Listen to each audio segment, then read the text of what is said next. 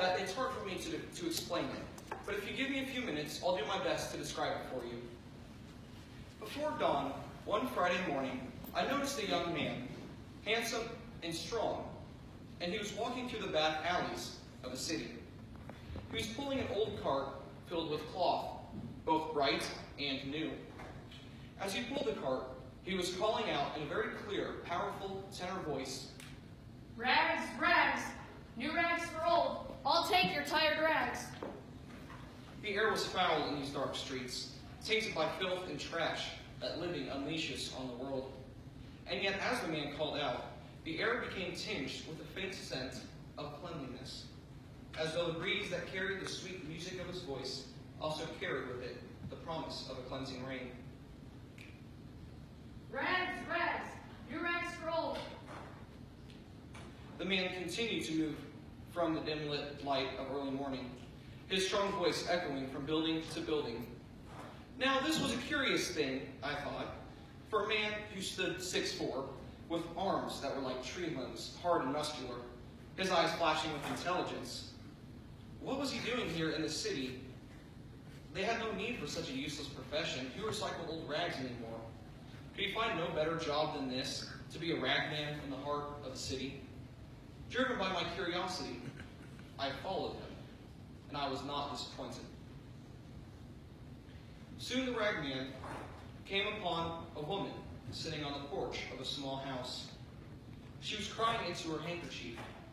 Her body language said it all, as she seemed folded in on herself, shoulders down, back slumped, knees and elbows making a sad X. She had no hope. Her heart was breaking, and she was racked with sobs. Her body may have been alive, but her soul wanted to die. The ragman stopped his cart. Quietly, he walked over to the woman, stepping around empty beer cans, old newspapers, dead toys, and broken furniture. And he asked, "Give me your rag." He said as he gently knelt beside her. "And I'll give you another." The woman looked up into his powerful, compassionate eyes and saw something there that paused her tears. The ragman slipped the handkerchief from her hand and used it one last time to dry away the tears flowing from her face. Never taking his eyes from hers, he laid across her palm a linen cloth, so clean that it shined. She looked down at the new cloth and then back up again at the eyes of the man who had given it to her. The ragman then slowly stood up. They had one final embrace. Then he turned, walked to his cart, and began again. As he began to push his cart again, the ragman did a strange thing. You see, he put the old stained handkerchief to his own face, and he began to weep. He sobbed as grievously as she had done before, his shoulders shaking as the tears flowed down from his face in a torrent of grief. But looking back towards the woman on the porch, I could see that she was left without a tear. She sat with her shoulders high and a look of wonder on her face. This is amazing, I thought, and I followed the sobbing ragman. Like a curious child who cannot turn away from a mystery, I watched the ragman from a distance. "Rags, rags, new rags for old. I'll take your tired rags."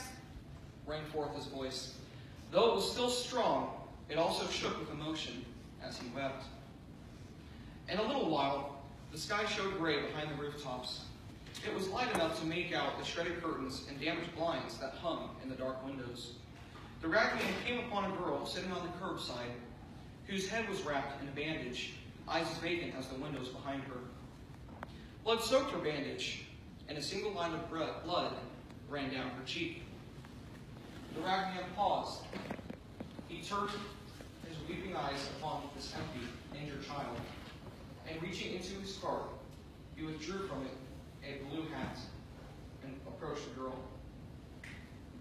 "Give me your rag." He said softly.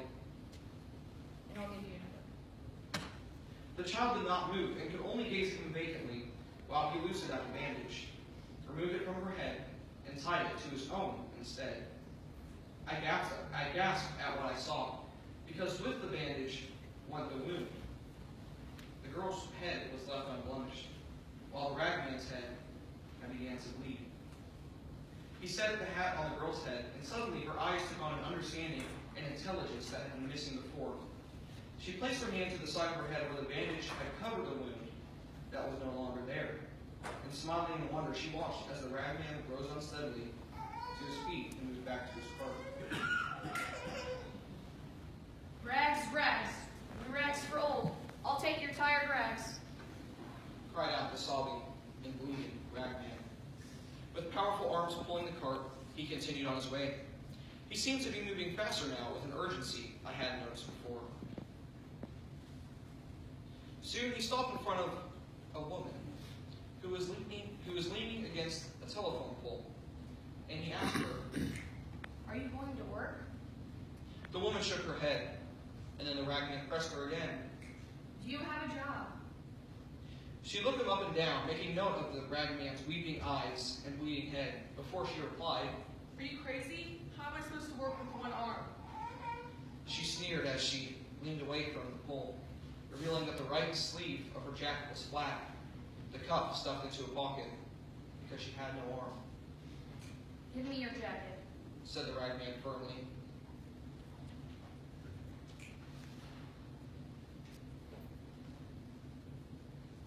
And he said that he would give her his own jacket.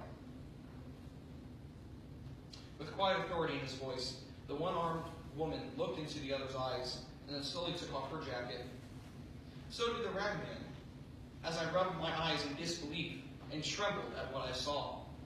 The ragman's arm stayed in its sleeve, and when the other put on the ragman's jacket, she had two good arms, strong as tree limbs. The ragman, well, he was left with one.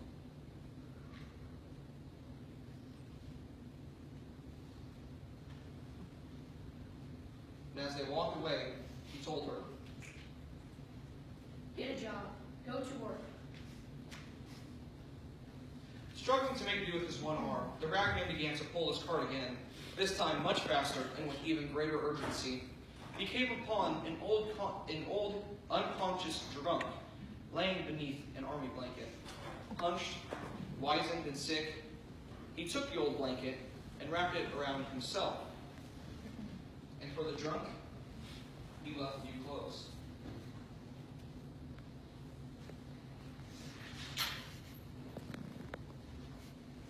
And now I had to run to keep up with the ragman. He was weeping uncontrollably and bleeding freely from his forehead. He struggled to pull his exhausted old...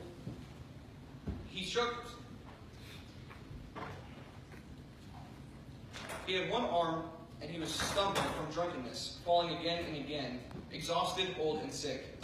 Yet he moved with terrible speed, nearly sprinting through the alleyways of the city, covering block after block, mile upon mile. I wept to see the changes in this man.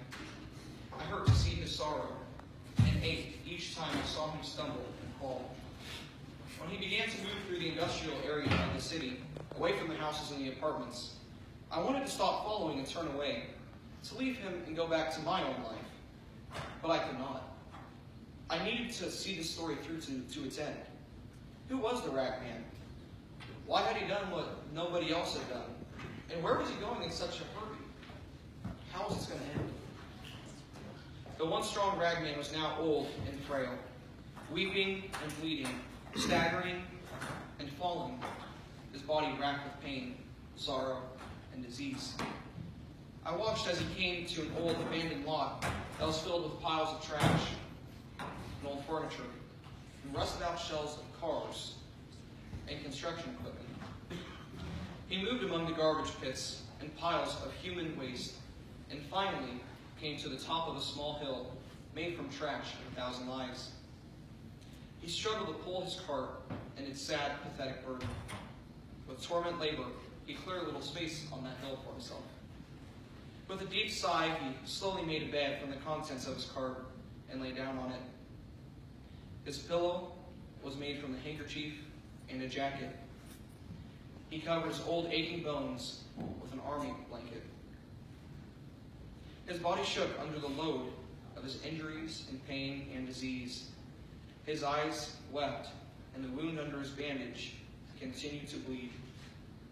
With one last sigh, a very deep sigh, He closed his eyes, and he died. Oh, how I cried to see that death. I sat in an old abandoned car and wailed and mourned as though there was no hope. I wept because I had become in love with this ragman. As I followed him, I watched him work wonders and change lives so profoundly that it didn't seem fair that he was gone. He had taken those things that were soiled and damaged and beyond repair, beyond all hope, and he replaced them with the new or the whole. He offered hope to the damaged and hope to the lost city. But if the ragman was gone, then my hope was gone as well. I felt such an overwhelming sense of grief and loss that I remained in seclusion of the old car and sobbed myself to sleep. I didn't know, how could I know, that I slept through Friday night and Saturday, and on through Saturday night as well. But then on Sunday morning, I was awakened by a violence that shook me to my core of my being. Light, pure, hard, insistent light slammed against my face and demanded that I awake. When I was finally able to open my eyes, I blinked against the light and squinted in the direction of the pile of trash where the ragman's body had been. As I looked, I saw the last and the first wonder of all. The ragman was there, yes, but no longer dead. He was alive. He stood, folding the army blanket carefully and laying at the top the neatly arranged handkerchief and the jacket. Besides the scar on his forehead, there was no other evidence of what he had previously taken upon himself. There was no sign of sorrow or age, no evidence of illness or deformity. His body was whole and strong, and all the rags that he had gathered shined with cleanliness. I wept to see him again, and I thought that hope had died with the ragman.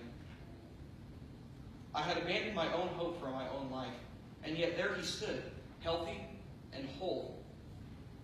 Climbing from my shelter, I moved toward the ragman, trembling from what I had seen, because of what I knew I needed to do. Walking to him with my head lowered, I spoke my name to him with shame. Looking up to his clear, loving, compassionate eyes, I spoke with yearning in my voice. I begged him, "The rags. Please give me the rags." And he did just that. Taking the old tired rags of my existence that cover the griefs and ruins of my life sadly lived, he replaced them with the new clothes of life spent following him. He put the new rags on me, and I am now a reflection of the hope he offers to all. The ragman, the Christ.